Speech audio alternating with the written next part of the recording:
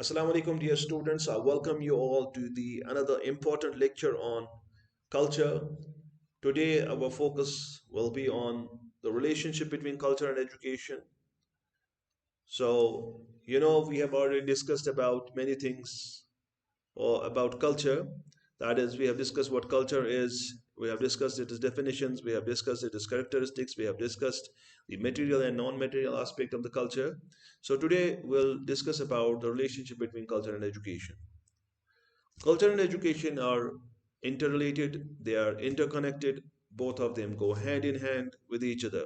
You might have gone through the books and viewed these statements, and in order to justify these statements, I'll discuss some of the important headings and I'll just try to explain what those headings mean. One of the most important function of education is the preservation of culture. Education actually helps us in preserving the vital elements of our cultural heritage. Culture is actually the blood and vein of a society which needs to be conserved. And in order to protect this blood and vein of a society, education comes to the rescue, and education is the agent and the instrument and the vital element which helps us to preserve our culture. Our late Prime Minister Jawaharlal Nehru has rightly said that education must help us in preserving the vital elements of our heritage. So, Jawaharlal Nehru says that education has one of the most important functions. What is that function? That function is the preserving the vital elements of our cultural heritage. Then the second point, that is transmission of culture.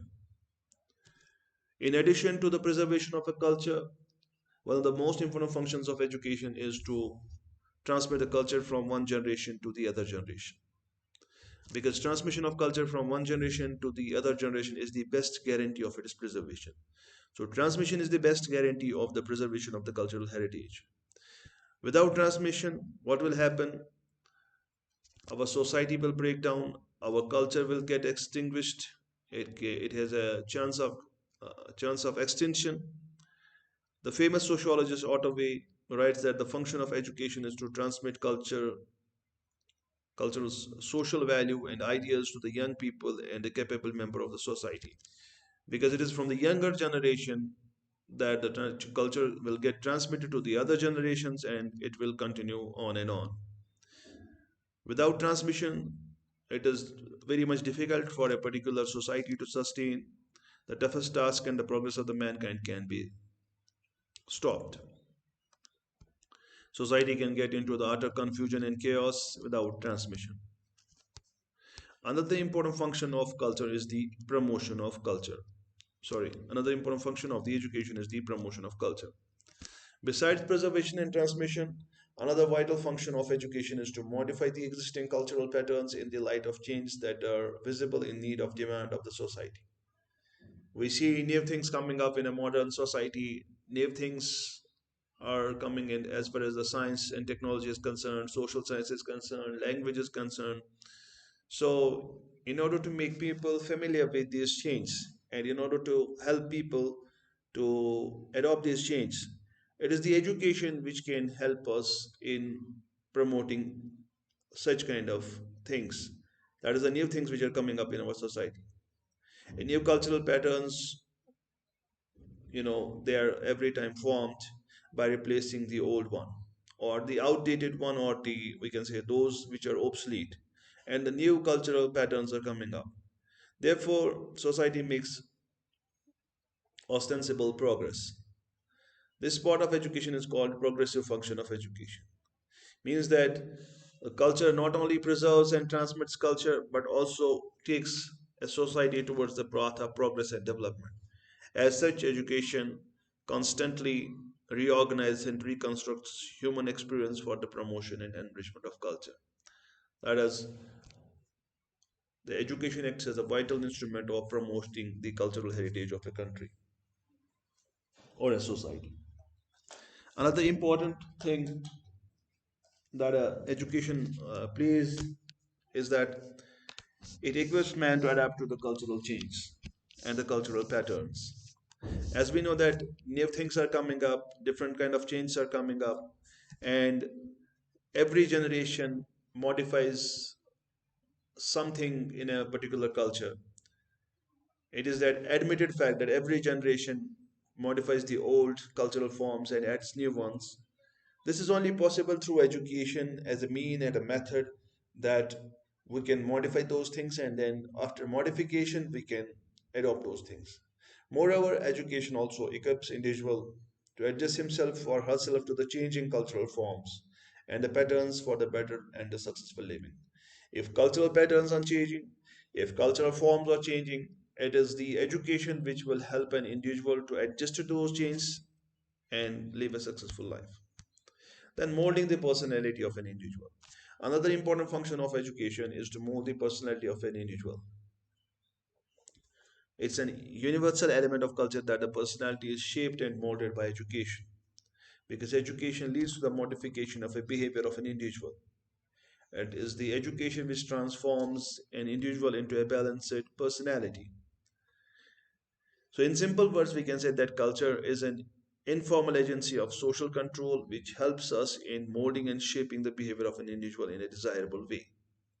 So, in order to change a person into a desirable way, the role of culture as well as education is important. We cannot ignore the role of culture and education in shaping the personality of an individual.